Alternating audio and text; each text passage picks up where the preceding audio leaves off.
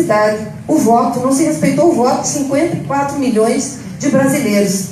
E tiraram a Dilma, dizendo que ela tinha cometido crime de responsabilidade, sem ter cometido absolutamente nada. O que estavam impondo, o que estavam dizendo que ela cometeu, era prática corriqueira de orçamento, há muito tempo na história desse país. Mas tiraram. Teve um pacto da elite brasileira e da política para tirá-la. E nós, naquela época, nos dizíamos: vocês vão começar a instabilidade do Brasil. Porque essa instabilidade está exatamente nesse pacto que nós fizemos lá atrás, em 88, e começaram a tirar a estabilidade do Brasil. Como não ganhariam mais uma eleição com as propostas que eles tinham de desmonte dos direitos, fizeram o golpe. E aí o que aconteceu? Numa unidade programática imensa, né, das classes conservadoras, destruíram o direito da população em 2 anos. Foi muito rápido. Começaram a fazer aquela emenda constitucional, que hoje é a emenda constitucional 95, que desvincula da Constituição os recursos da educação, da saúde, da assistência, acaba com essa vinculação e deixa essas áreas que são tão importantes para as pessoas e para o cuidado como áreas sem importância. Então rompe-se um outro pé, uma outra base da Constituição do Pacto. Acaba-se com o direito à seguridade social colocada na Constituição. E eu não tenho dúvidas que a educação era uma das apostas maiores, e principalmente o ensino superior. Porque um país que se quer democrático e soberano aposta na universidade pública. O Brasil apostou na universidade pública tarde demais. Nós tivemos a primeira universidade pública no Brasil no início do século passado, gente. O Peru teve a sua universidade em 1500 e poucos. Outros países da América Latina também. Então o Brasil começa no século passado. E as faculdades só vêm para cá com Dom João VI, em 1808, que começam a fazer as faculdades. Então o que significa isso? Significa um país que não prima por sua soberania, não prima por as suas tecnologias, desenvolvimento tecnológico. Então, não tem diversidade. Em 1600, por exemplo, a coroa portuguesa mandou baixar aqui uma instrução de que a língua oficial era o português e proibiu todas as línguas indígenas. E os índios tinham que andar vestidos. Então, por aí já foi a bandeira. Diversidade aqui não. Aqui não tem diversidade. Aqui tem só um olhar, do homem branco rico que manda. Foi esse o recado. E de lá para cá, o Brasil tem sofrido muito com isso. Fomos o último país a libertar os escravos. O último país, tivemos 10, 11 milhões de escravos aqui. Fomos o último país a libertar. E ainda o fizemos de uma maneira de não cuidá-los, de não inseri-los no processo produtivo e de consumo. Deixá-los à margem da sociedade. Isso reflete bem porque que nós aprovamos uma reforma trabalhista agora, que coloca o trabalho intermitente como grande condutor da mão de obra, que é aquele que você não precisa ganhar o salário mínimo, pelo menos, para trabalhar. Você trabalha algumas horas e ganha o que quem está te contratando pode pagar ou quer pagar. Isso mostra a cabeça da elite brasileira. Uma elite que nunca teve um projeto de nação, de país, que é dependente, Então, esse pacto da seguridade social, do social, na Constituição foi rompido. E o da soberania, porque a gente estava construindo um patrimônio, com a Petrobras, a Eletrobras, com empresas importantes, e hoje o que a gente vê a venda disso. A Petrobras está sendo vendida fatiadamente. A Eletrobras está com um projeto no Congresso Nacional para privatizar. Nós vamos privatizar a água dos nossos rios. É isso que nós vamos fazer, porque a geração da nossa energia é essencialmente hídrica, hidráulica. Então é isso que nós vamos privatizar. Então veja, esse pacto foi rompido em 2 anos, gente. É muito pouco tempo. As consequências que tem isso para o povo são imensas. Imensas. Vocês devem estar sentindo na universidade aqui. Muito. Nós já vivemos num estado em que a educação não vale nada, Bate-se em professor, desestrutura a educação, a universidade é sucateada, porque qual que é a cabeça deles? Tem que mostrar que a universidade pública não dá certo para privatizar o ensino superior. Um país sem universidade pública não faz ciência e tecnologia. Sem ciência e tecnologia não tem soberania, não tem desenvolvimento. É elementar isso. Então a gente tem um capitalismo dependente até agora, entendeu?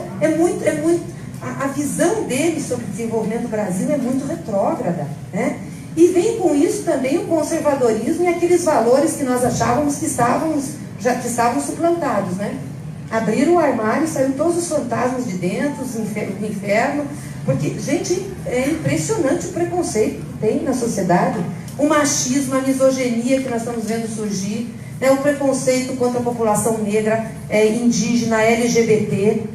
É muito louco o que está acontecendo no nosso país, né? Claro que no resto do mundo também está acontecendo bastante loucura, né? A hegemonia do capital financeiro, a ausência de direitos, também tem países com muito conservadorismo, mas no Brasil a onda aqui foi muito gritante, né? E ao lado de tudo isso, claro, um desprezo completo pela organização popular, pela participação popular, para aquilo que essencialmente pode mudar as coisas. Eu fui na quinta-feira passada visitar o presidente Lula, né? Cheguei lá, dei um abraço nele e perguntei, presidente, como é que está? Eu achei que ele ia falar como é que estava lá, onde ele está, na Polícia Federal, na sala que ele está, falar do processo. Ele disse assim, eu estou desconjurado com o que está acontecendo no Brasil. Foi para isso que tiraram a Dilma e me prenderam? Para dar 13 milhões de desempregos agora para o povo brasileiro? Nós geramos 20 milhões de empregos formais quando eu estava na presidência. Agora eles não dão sequer o reajuste da inflação no salário mínimo. Por 11 anos consecutivos nós demos aumento real do salário mínimo, foi o que melhorou a vida das pessoas, aumentou a renda.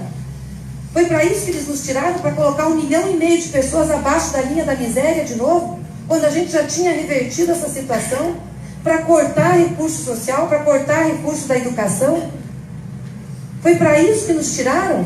Quer dizer, para não ter consumo no país, para não ter crédito, para as pessoas terem que optar entre comprar comida e comprar o gás de cozinha, o botijão, porque está insuportável o preço. Não é possível, porque se me prendessem, mesmo considerando injusta a prisão e melhorasse a vida do povo, vá lá. Mas prenderam nós, tiraram do governo para piorar a vida do povo.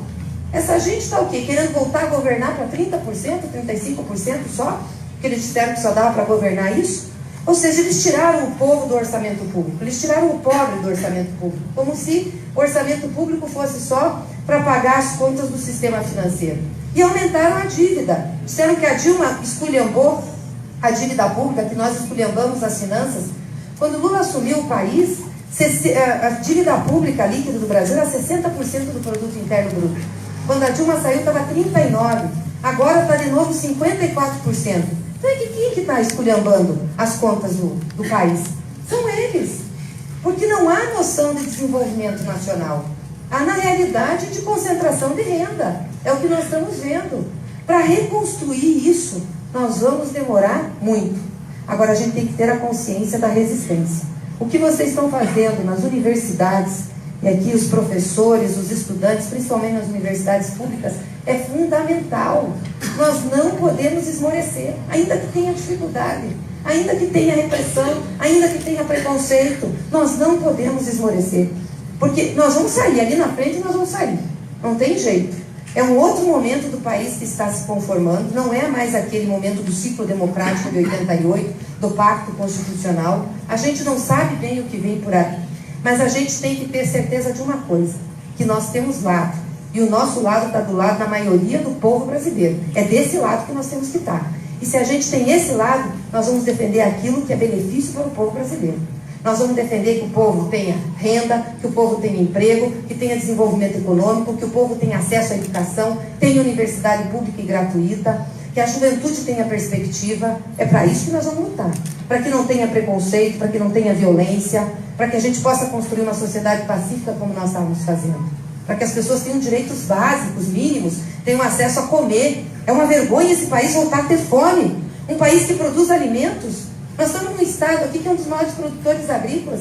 Se você for pegar em determinadas regiões pobres, você já vai ver que está tendo pobreza de novo. As pessoas estão indo para frente das prefeituras pedir cesta básica, coisa que a gente achou que já não precisava mais no Brasil.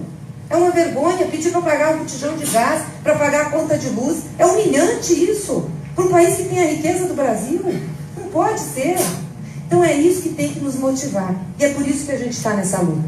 E quando a gente luta para a liberdade do Lula, não estamos lutando só para a liberdade de um homem, que já seria uma luta justa, porque ele é inocente. Mas nós estamos lutando por uma causa, por uma visão de país, por uma conquista que o povo brasileiro teve e que melhorou o Brasil, para o seu povo e aos olhos do mundo. É por isso que a gente está lutando. Por isso eu queria agradecer muito esse manifesto. Tenho certeza que o presidente Lula vai ficar muito emocionado com isso. Vou falar para ele. E tinha dito, já tinha escrito hoje para ele, que a gente acaba se comunicando por correspondência, que eu viria aqui, que tinha uma proposta, né, de manifesto para ele, vai ficar muito feliz, e dizer para vocês que é nessa esperança que a gente aposta, é nessa esperança que a gente está irmanados. Nós não vamos deixar de lutar, nós não vamos deixar de resistir. Nós temos um sonho e vamos seguir com esse sonho. E vamos atravessar esse mar revolto e lá na frente nós vamos sair mais altivos, mais fortes na construção de um país mais justo e soberano. Muito obrigada.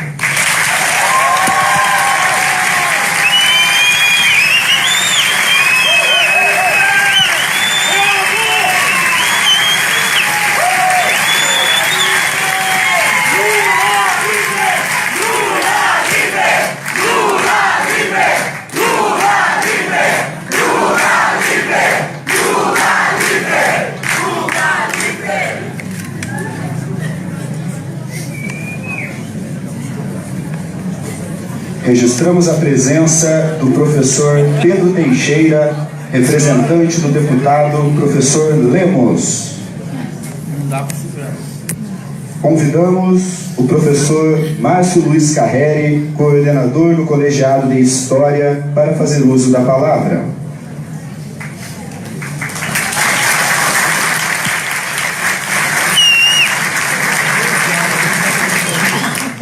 Boa noite a todas, a todos.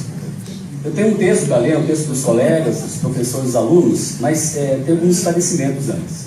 Vai ser curto, né? Esclarecimento curto e a leitura do texto também. Então, um pouco mais de paciência para a gente depois ouvir a aula do professor Hardman. Bom, primeiro eu quero agradecer a aluna Maiara, a aluna Gabi, as alunas que ficaram ali na frente, colhendo, né, o nome de vocês, né, para certificar depois a presença dessa aula, dessa atividade acadêmica de hoje, né? Primeira coisa. Segundo, dizer que esse texto aqui, né, esse texto simples, né, mas para a gente muito significativo, a gente conta com o apoio de todos vocês. Como é que funciona? Como é que vai se dar a mecânica disso? Eu faço a leitura do texto, né, depois eu entrego esse texto, e em seguida eu volto a vocês para a gente deliberar sobre o texto. Pode ser assim? Parece uma aula, né? Então vamos lá. Memorando número 01/2018, Jacarezinho, 11 de maio de 2018. A senhora magnífica reitora, professora mestre Fátima da Cruz Paduan.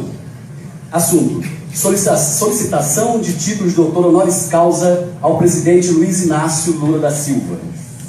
Os docentes discentes do curso de pós-graduação Lato Sensu Humanidades vêm solicitar, através desse documento, o encaminhamento do pedido de concessão do título de doutor honoris causa, através de nossa instituição, ao presidente Luiz Inácio Lula da Silva. Atenciosamente, professor doutor Ricardo André Ferreira Martins, coordenador do POPG Lato Sensu Humanidades, e seguem a assinatura de todos nós, professores do programa, de todos os alunos do programa e de todos vocês que estão aqui.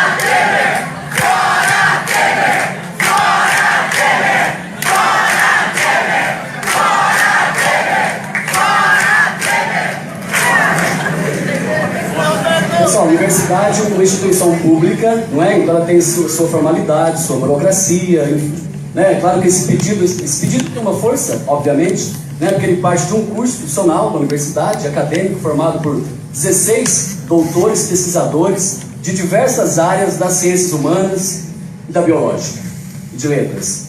Então esse grupo, claro que se só tem representatividade. No entanto, né, para que esse documento possa, né, depois de formatado, ele tramitar com a força política que esse evento tem, eu solicitaria de vocês, então, que vocês autorizassem que a gente pegasse os nomes de vocês que estão lá listados e listassem apoio a esse manifesto, a esse pedido, né, porque isso vai tramitar, então, na universidade, e o Conselho Mais da Universidade, que é o Conselho Universitário, o CONSUNE, vai deliberar sobre o caso.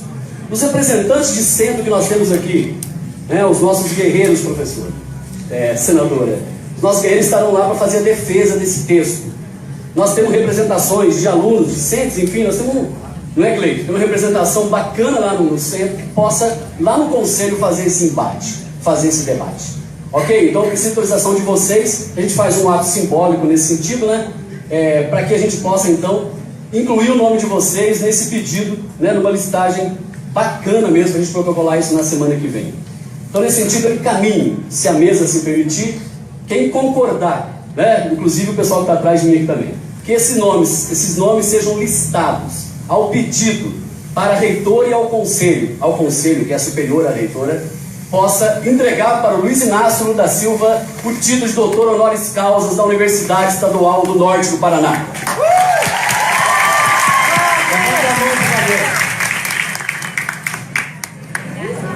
Perfeito, eu estou entendendo então que toda a lista a gente faz a certificação e faz o protocolo. Perfeito? Então, só para o registro fotográfico, por favor.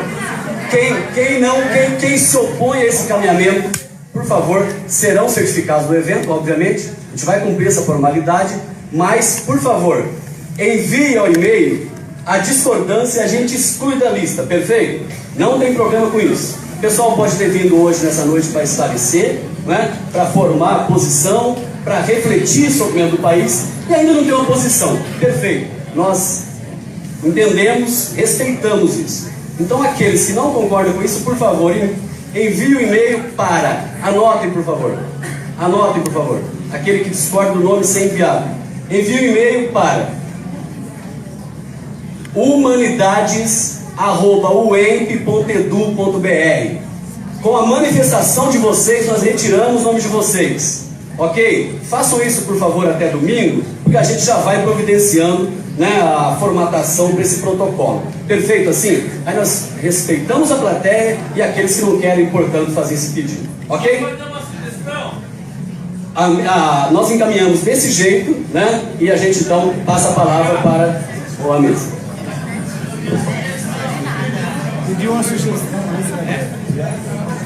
Convidamos o professor doutor Ricardo André Ferreira Martins, coordenador do curso de pós-graduação em Humanidades, para fazer uso da palavra.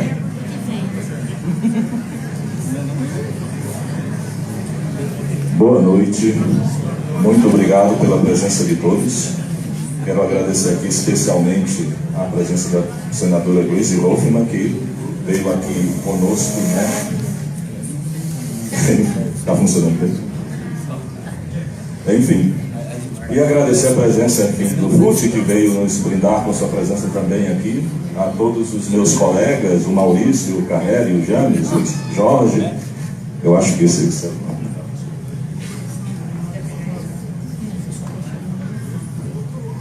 E enfim, agradecer a todos aqui em nome do programa de Humanidades lá do Censo.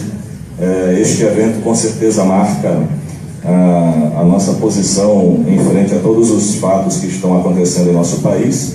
Quero apenas aqui fazer uso breve da palavra para mencionar o ataque que as universidades vêm sofrendo nos últimos tempos, né? Nós também somos vítimas de todo esse processo de golpe que se instalou em nosso país.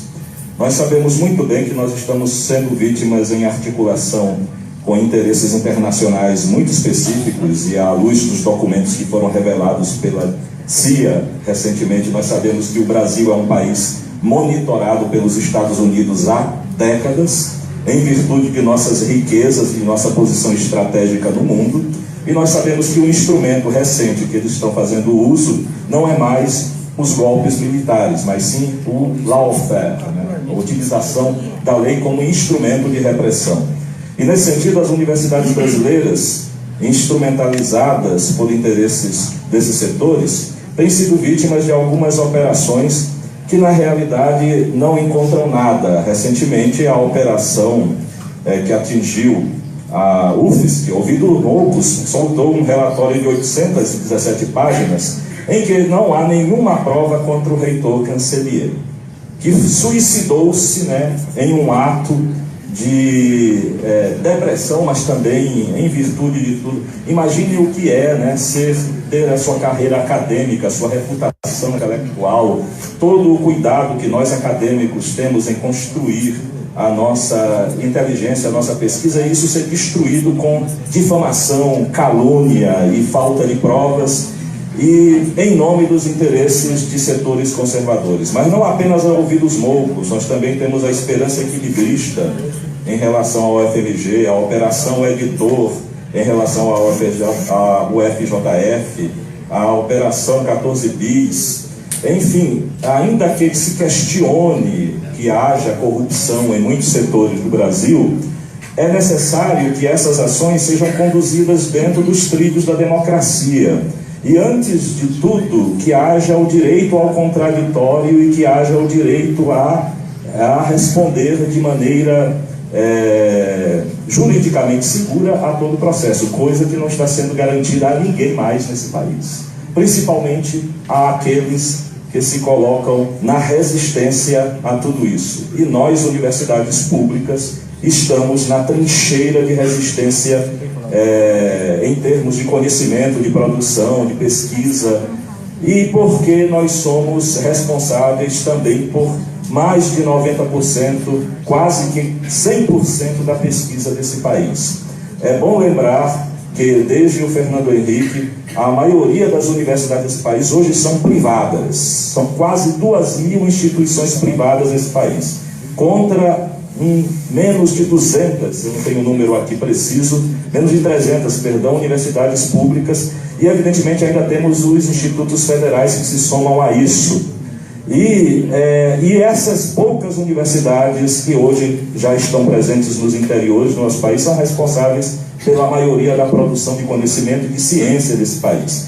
Basta lembrar, por exemplo, o exemplo da Unicamp, universidade na qual eu me formei e da qual o professor Flutti é titular, que sozinha produz mais artigos do que a USP e está no ranqueamento das principais universidades do planeta.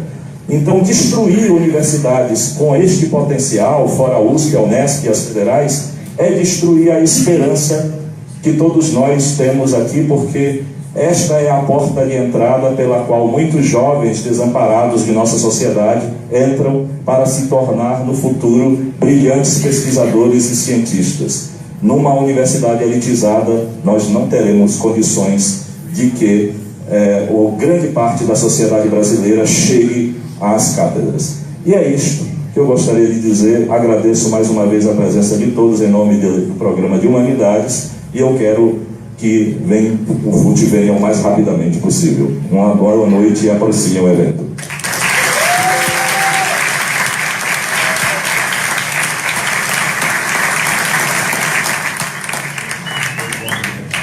O palestrante desta noite, professor doutor Francisco Flutti Hardman, concluiu o doutorado em Filosofia pela USP em 1986. Atualmente é professor titular da Universidade Estadual de Campinas, Unicamp, sendo docente do programa de pós-graduação em Teoria e História Literária do Instituto de Estudos da Linguagem, IEL, desde 1987. Recebeu, em 2011, o Prêmio de Reconhecimento Acadêmico Zeferino Vaz e, em 2012, o Prêmio de Reconhecimento Docente pela dedicação ao ensino de graduação, ambos da Unicamp. Foi membro titular do Comitê Assessor de Letras e Linguística do CNPq entre 7 de 2009 e 6 de 2011. Foi assessor especial da Coordenação Geral da Reitoria da Unicamp e entre 6 de 2011 e 4 de 2013 foi assessor 1 do Gabinete do Reitor. Atuou, manteve ou mantém intercâmbio acadêmico cultural com as seguintes instituições no Brasil: Universidade Federal da Paraíba, Universidade Federal do Amazonas, USP, Instituto de Estudos Avançados e Núcleo de Estudos da Violência, Biblioteca Pública Municipal Mário de Andrade, Casa de Cultura Euclides da Cunha, Fundação Editora Unesp, Fundação Casa de Rui Barbosa, Fundação Oswaldo Cruz, Universidade Federal da Bahia e Universidade do Estado do Amazonas. No exterior, foi professor visitante, hóspede acadêmico, pesquisador visitante ou pesquisador pós-doutoral em várias instituições. Pesquisador vinculado ao CNPq desde 1981, é bolsista de produtividade em pesquisa nível 1A desde 2003. Dentre muitos outros trabalhos de relevância nacional e internacional registrados em seu currículo. Os termos mais frequentes que aparecem em seu currículo Lattes, na contextualização da produção científica, tecnológica e artístico-cultural são pré-modernismo, modernidade, modernismo, Amazônia, Euclides da Cunha, cultura brasileira, América Latina, Madeira Mamoré, romantismo, socialismo, anarquismo. Convidamos o professor doutor Francisco Fut Hardman para a aula inaugural do curso de pós-graduação Lato Sensu em Humanidades.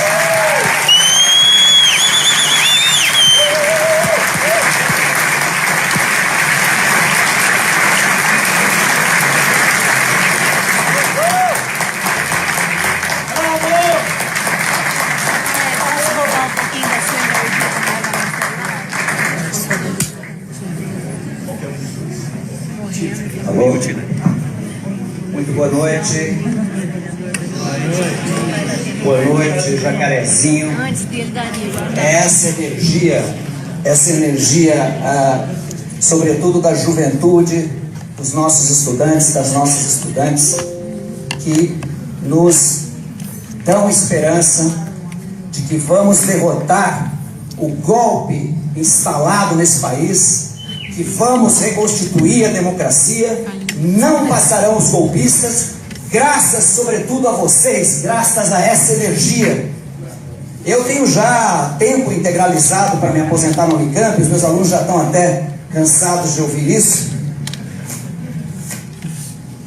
Eu não me aposento para continuar aqui e agora resistindo ao golpe, porque eu sou de uma geração que fez a sua graduação, o seu mestrado, o seu doutorado durante os anos da ditadura militar. Eu aprendi na luta de resistência contra a ditadura militar, inicialmente no movimento estudantil e depois já no movimento sindical de professores, que não nos podemos jamais calar. Temos que sempre apostar na resistência, sempre organizar a luta. Essa luta é infindável e nós temos que continuar com isso. E aqueles que imaginam como esse idiota, não há outra palavra, me desculpem, ministro da Educação, ou já ex-ministro Mendoncinha, assim conhecido em Pernambuco, que pensou que ia calar a voz das universidades brasileiras quando tentou intervir na Universidade de Brasília e proibir o curso do nosso prezado colega Luiz Felipe Miguel, o curso sobre o golpe de 2016. E olha o que nós temos aqui hoje. Eu disse para os alunos e digo para os colegas das várias universidades: eu só tenho esse assunto. Enquanto eu estiver aqui, vivo, com a energia de vocês, o meu assunto e o meu tema é esse. É o golpe, é a denúncia, é um golpe que começou em 2016 e que teve como alvo, evidentemente, caçar a voz, caçar a pessoa e caçar a possibilidade de Luiz Inácio Lula da Silva continuar na sua trajetória como a maior liderança social e popular da história republicana brasileira.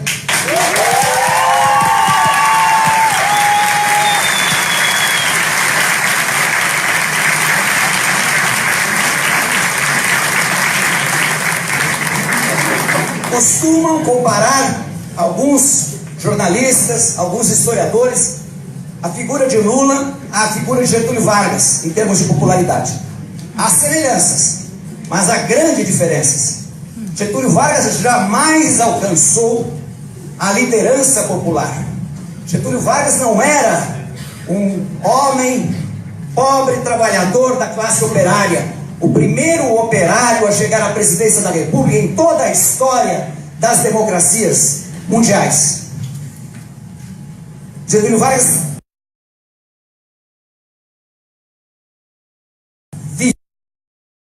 regimes fascistas europeus. Então há muitas diferenças aí. há muitas diferenças, não é? E como disse muito bem a prezadíssima e queridíssima senadora Gleisi Hoffmann, a democracia no Brasil é muito frágil. A democracia não é a regra, longe disso. A democracia, mesmo tomando-se apenas o período republicano, 1889, até hoje, 2018, ela é exceção. Ela é uma até raríssima exceção. Raríssima exceção. Seriam pouquíssimos os períodos que nós poderíamos dizer que basicamente existiam, não é, condições e pactos mínimos que garantiam uma estabilidade democrática. E muito bem disse a senadora que o período mais longo é o período que vem com a era Lula-Dilma, não é? Período que vem desde 2003 até 2016, não é? Nós temos então uma situação, é isso mesmo que aconteceu, quando a gente viu aquelas impressionantes jornadas de junho de 2013, que tinham um aspecto interessante de luta pela mudança social, de reivindicações e pautas importantíssimas por parte de um setor importantíssimo das juventudes das várias cidades e das várias metrópoles brasileiras, não é? Nós seríamos incapazes de imaginar, nesses 4, 5 anos, que nós estaríamos agora nessa profunda crise, nesse colapso, é a palavra que eu prefiro utilizar de fato, não é?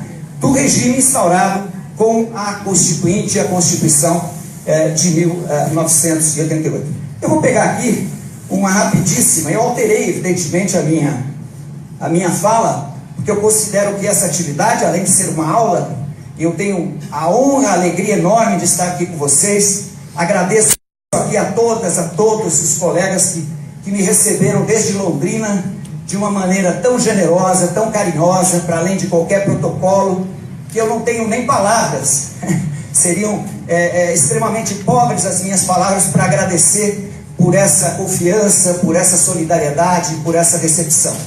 E aqui hoje à noite é uma maravilha, né? É isso que nos dá realmente esperança, é isso que nos dá energia para continuar lutando. O professor Pedro Serrano é um ilustre jurista, não é? O professor Pedro Estevão Serrano, ele é professor da PUC de São Paulo, é um dos que mais tem escrito e trabalhado na denúncia do golpe, na denúncia das falácias, não é, que levaram ao impeachment da presidenta Dilma e agora mais recentemente à condenação e à prisão de Lula.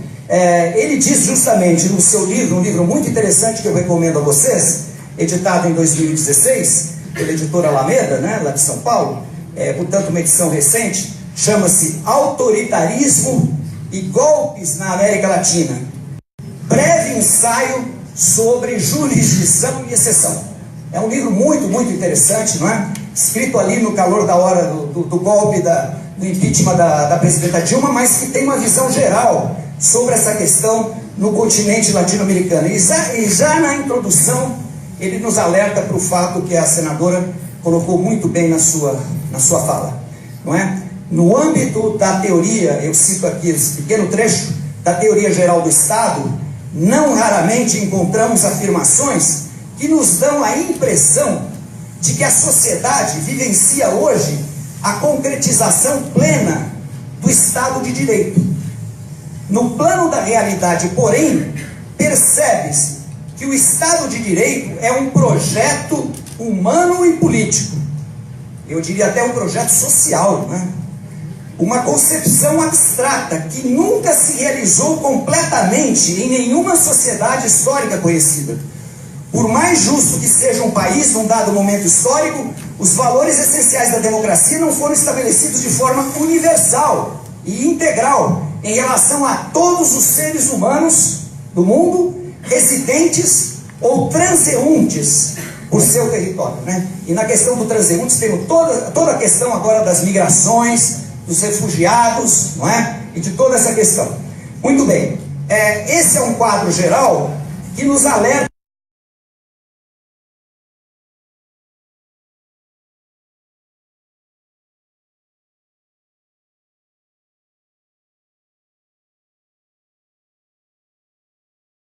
para isso. É fundamental A Constituição de 88, com todos os seus graves defeitos, a senadora sabe muito melhor do que nós a respeito desses defeitos, é de todas as constituições brasileiras, desde a independência política formal do Brasil no Império, a primeira constituinte outorgada, né, depois por Dom Pedro em 1824, até a Constituição de 1988, é de longe a Constituição onde houve a cristalização de um avanço democrático. Por exemplo, fiquemos apenas no reconhecimento do direito da demarcação das terras indígenas, do direito à demarcação das terras e da devolução das terras aos quilombolas, do direito à educação em línguas indígenas, um aspecto aqui também lembrado pela senadora, não é? Somente o fato, pela primeira vez desde 1500, de você, na lei maior, atestar e garantir esse direito,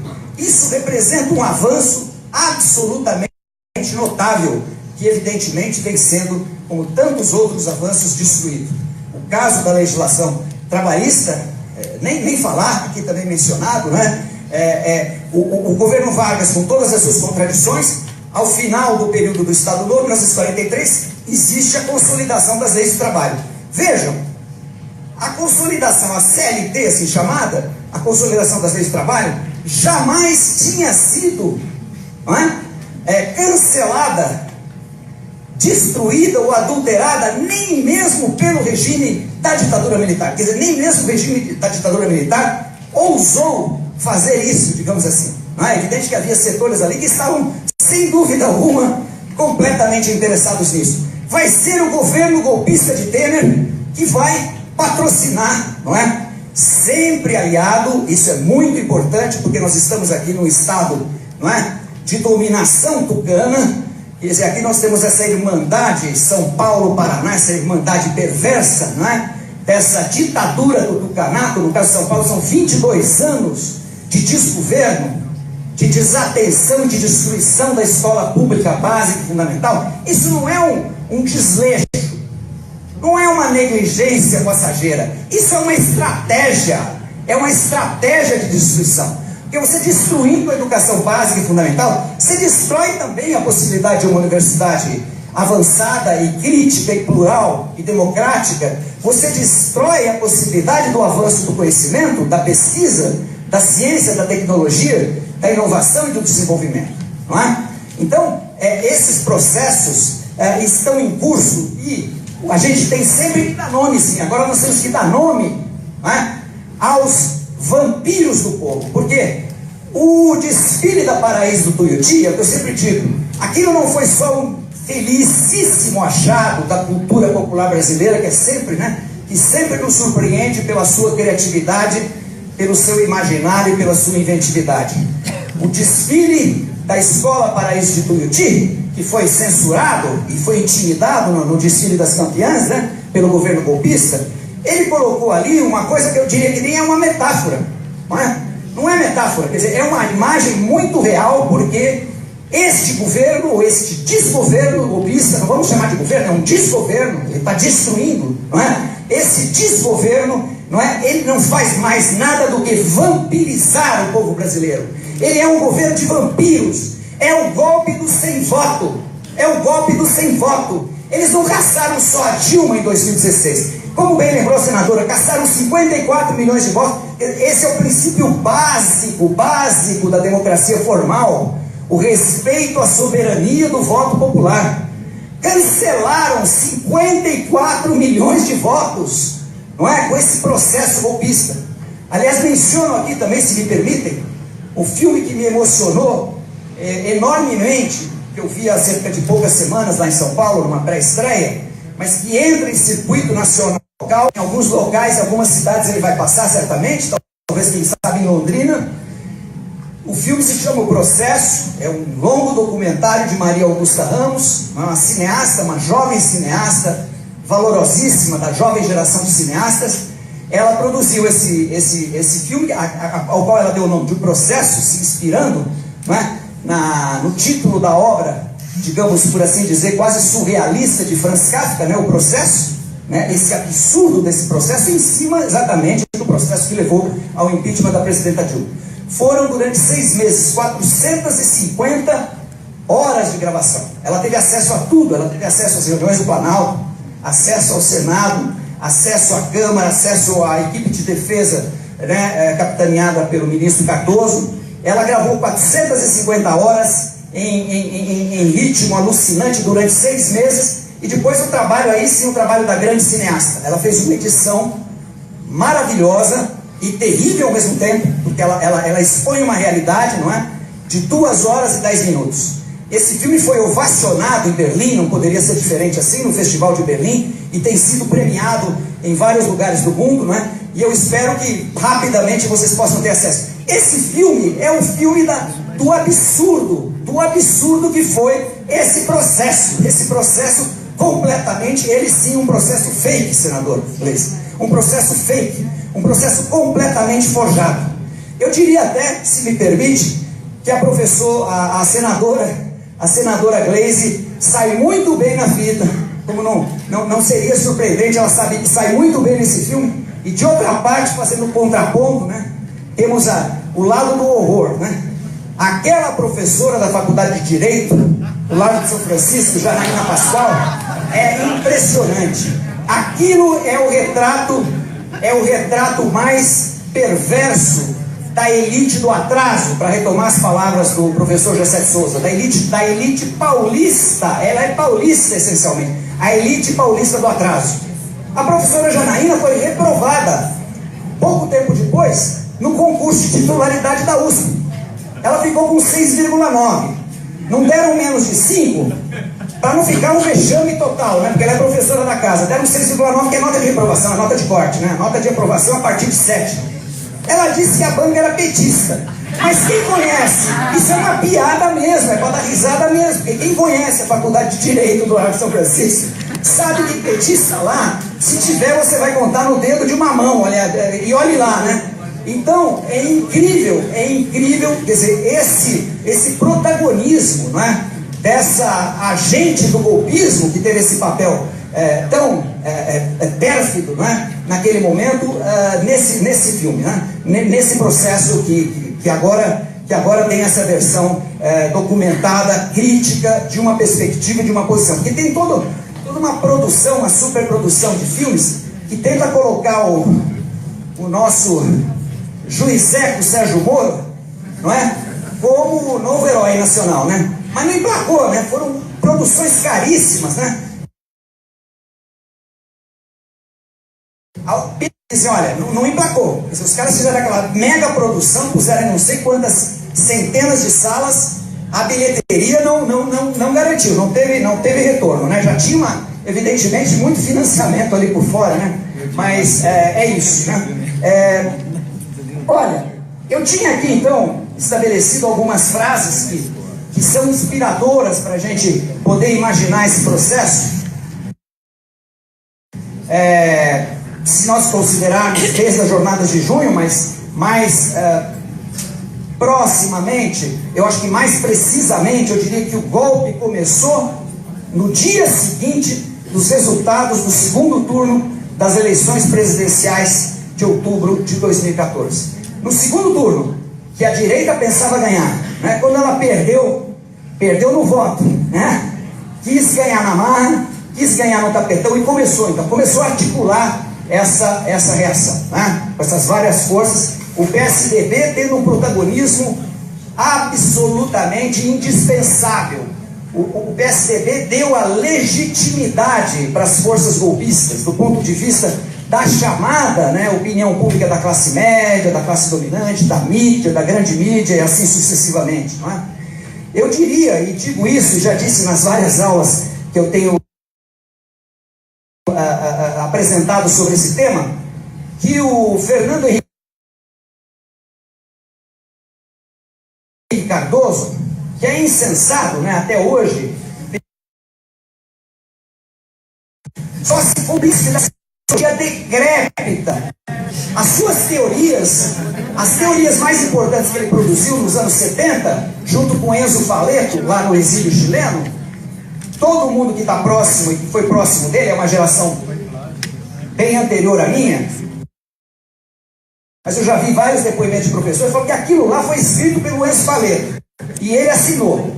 Diz que ele é meio preguiçoso, ele assinou. Né? E produziu a teoria. A teoria da dependência hoje não se sustenta nem 5 minutos. Né? Essa oposição dicotômica centro-periferia, onde é que está o centro, onde é que está a periferia?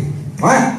Vamos lá para um gueto de Chicago ou de Los Angeles, os homeless. O país que tem mais homeless no planeta nesse momento se chama Estados Unidos da América. São dados oficiais da estatística norte-americana, quase 800 mil homeless sem teto nos Estados Unidos. Então, onde é que está o centro, onde é que está a periferia?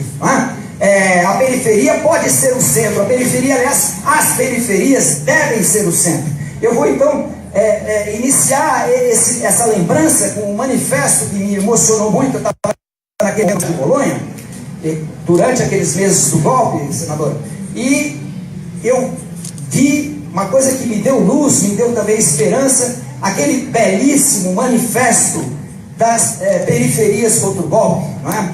Que foi produzido ali pelos finais de março de 2016. Isso vocês acessam facilmente na internet.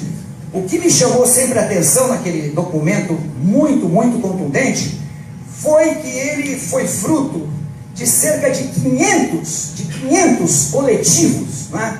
Políticos, sociais e culturais dos mais diversos movimentos, dos mais diversos estados, cidades, regiões do Brasil.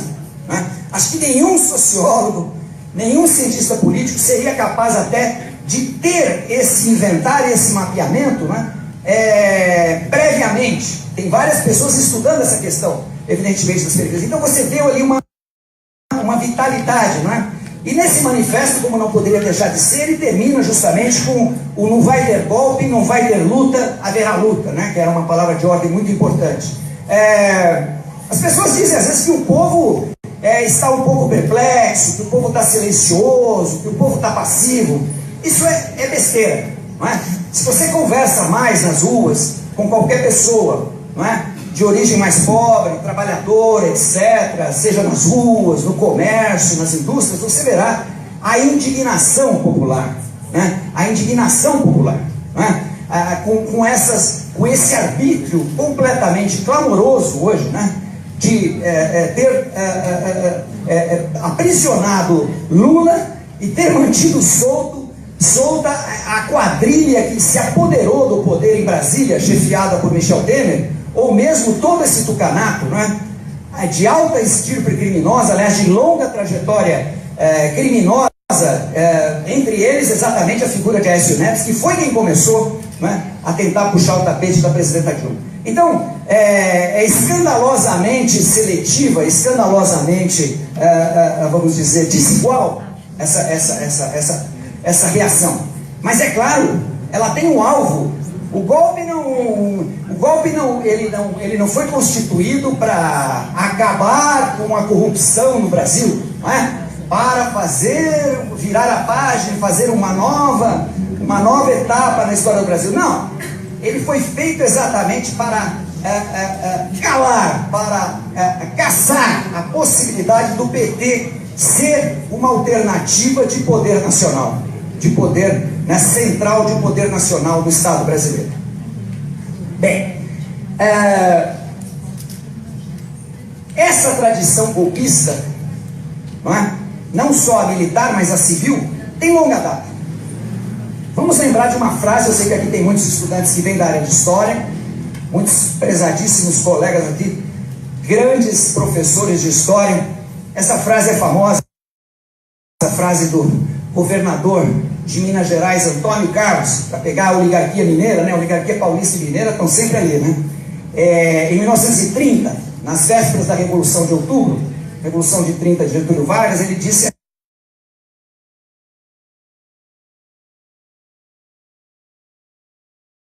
aquela famosa frase: façamos a revolução antes que o povo a faça, né? Façamos a revolução antes que o povo a faça. Evidente que não era revolução, era contra-revolução. Curiosamente, os militares, né, os militares que protagonizaram o golpe de 64 também estavam falando. O rapaz que estava nos entrevistando antes de começar falou: não, mas e a questão do golpe? É golpe ou não golpe? Olha, Você não vai achar nenhum golpista que vai dizer que deu o golpe. É questão das palavras. As palavras são feitas não só para esclarecer, mas às vezes, do ponto de vista dos donos do poder, as palavras são feitas para enganar. Então, evidente, em 64, o que os militares falaram? Revolução. Revolução. A revolução começou na madrugada de 1º de abril. Como 1º de abril é dia da mentira, eles colocaram 31 de março, sendo que as tropas do general Mourão já estavam se movimentando um pouquinho antes da meia-noite, e colocaram revolução, né? Brincadeira, né? Quer dizer, para qualquer historiador, para qualquer estudante de história, né? de nível de iniciação científica, poderá já ter instrumentos para saber que não se trata e não se tratou de uma revolução. Da mesma maneira, não é? Essa questão do ministro Mendonça é até uma coisa meio, eu diria, não só retrógrada, né? Mas até uma perda de tempo ficar discutindo essa questão semântica. Desculpa.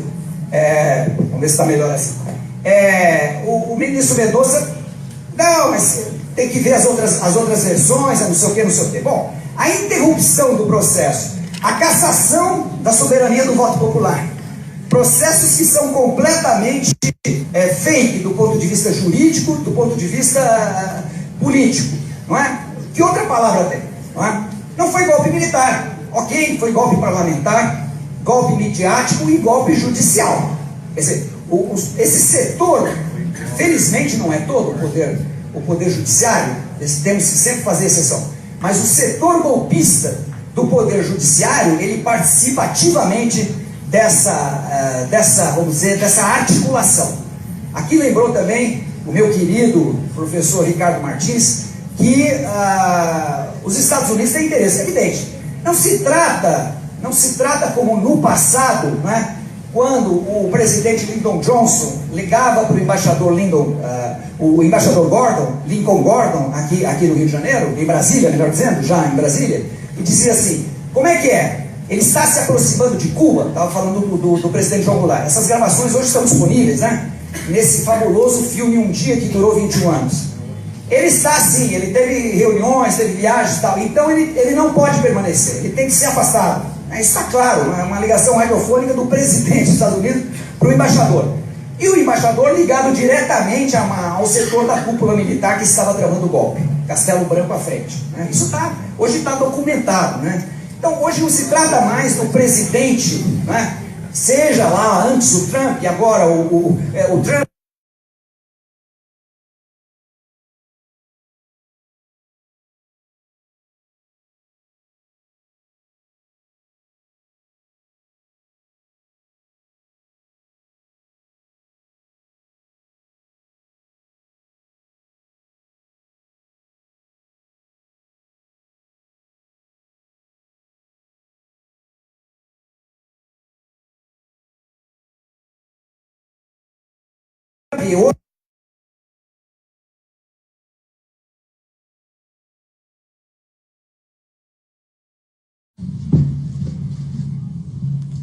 Boa tarde a todas e todos.